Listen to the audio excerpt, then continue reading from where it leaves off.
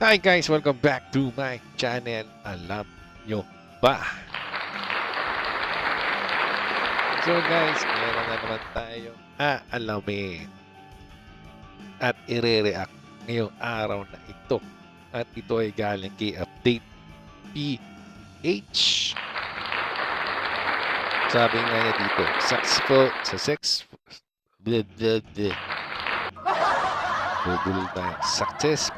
delivery of another Pohang-class corvette to strengthen the Philippine Navy. Successful delivery? Na-delivered na ba?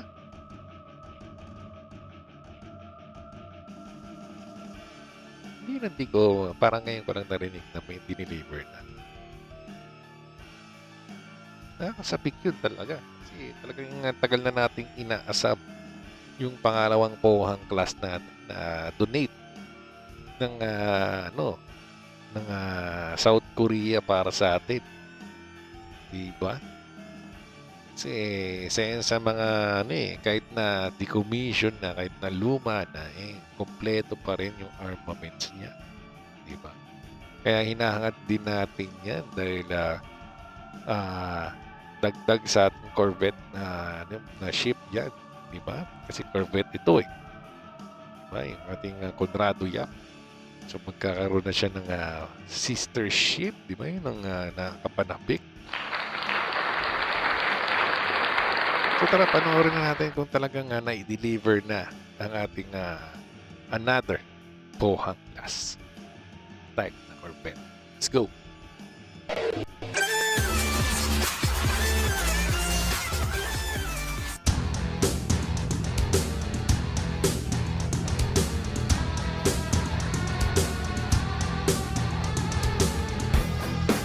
The Philippine Navy marks another historic milestone with the arrival of ROX Andong, the second Pohang-class corvette acquired through the strong defense ties between the Philippines and South Korea.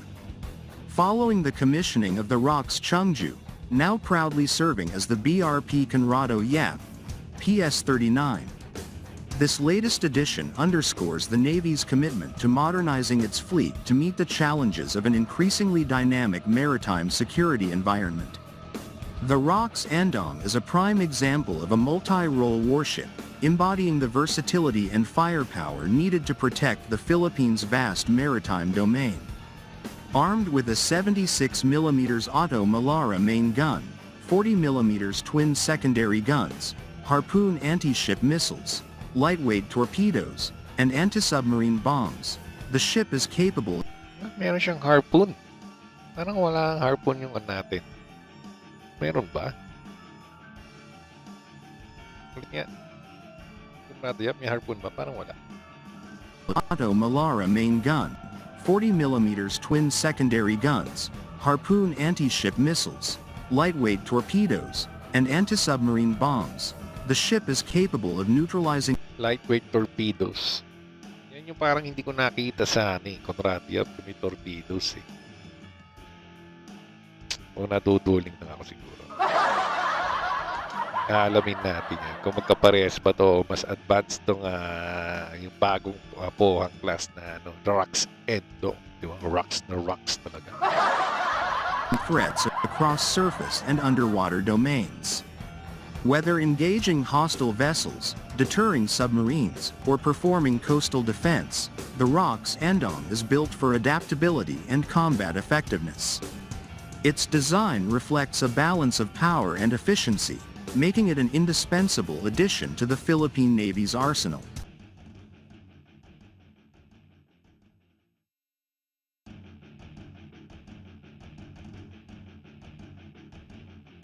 Maliit na kasi itong barko na to, nasa 80 meters na nga. Pero, dikit-dikit yung niya eh. Mga armaments. Harpoon.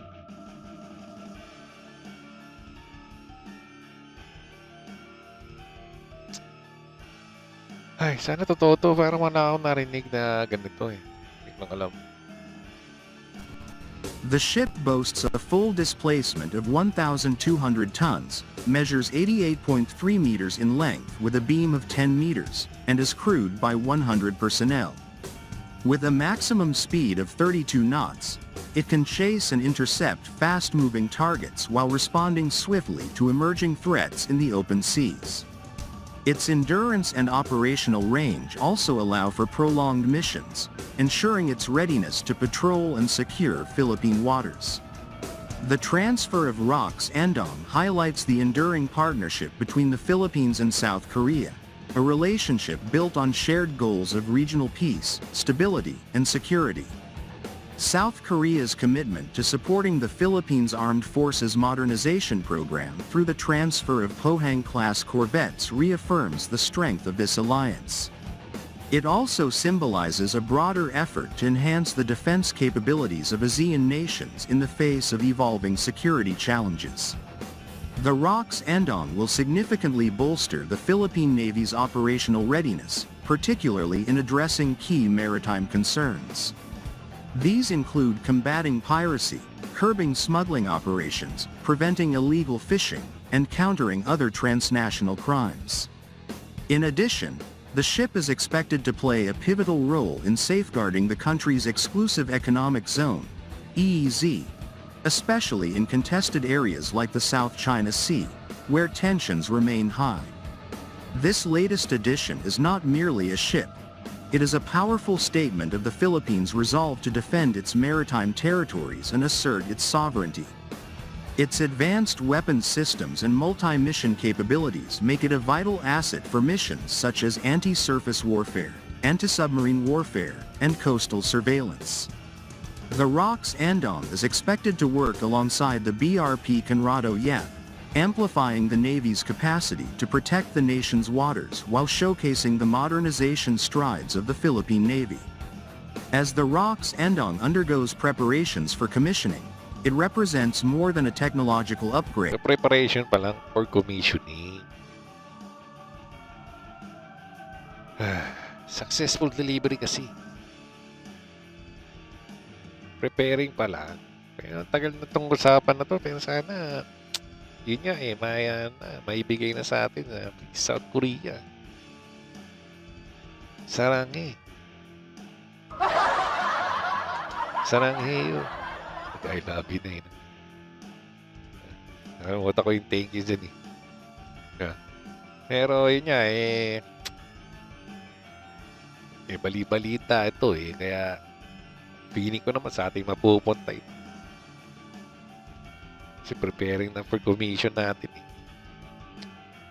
Sana nga talaga para yun nga, may kasama na rin ng kontrado yap din natin. It is a testament to the Navy's commitment to its core mission of defending the archipelago.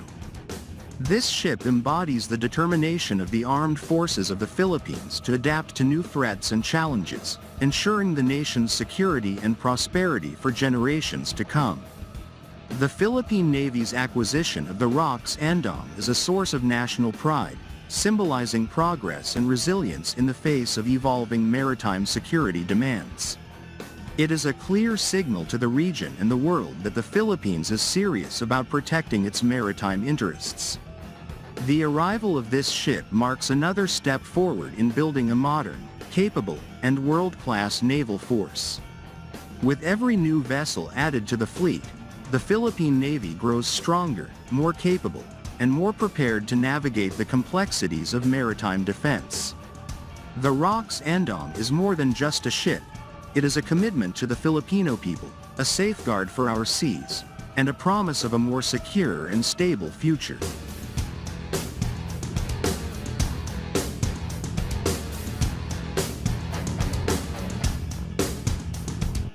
Ayun, so ilang beses na rin tayong gumawa ng video regarding dito sa Pohang class na na ROKS Andong na patuloy pa rin nating inaawit. Patuloy din nating hinihingi sa South Korea. Diba? Preparing for commission ito. Hindi ko alam kung decommission na pa to o nag-retire na sa hindi pa ata. So, hinihintay na lang natin na i-retire and then we commission it para mapunta naman sa ating Philippine Navy fleet. Diba? So, ito matunog naman kasi itong usapan na 'to, eh. So, malamang sana nga talaga na ibigay sa atin yung Rox and Dong na excuse me po, na Pohang class na galing South Korea.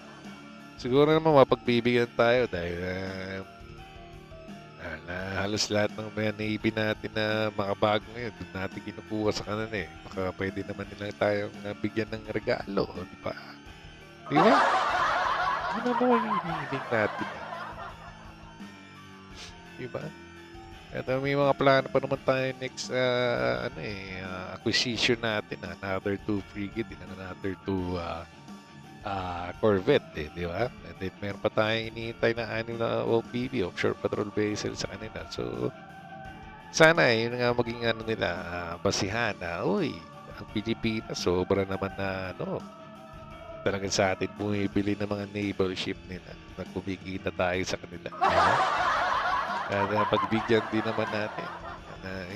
Decommission naman din yan. Ibigay nyo na rin sa amin talaga yan. Di ba? At lubos po kami nagpapasalamat doon. Dahil lahat ng bigay talagang pinasasalamatan natin. Di ba? Yun naman yun. Di ba?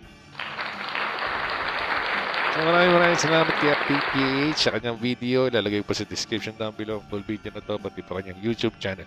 So huwag niyo po kalimutan na mag-subscribe po sa kanya.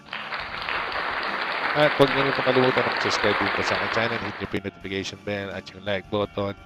At i-follow niyo rin po ako sa aking Facebook page na Alam Nyo Ba?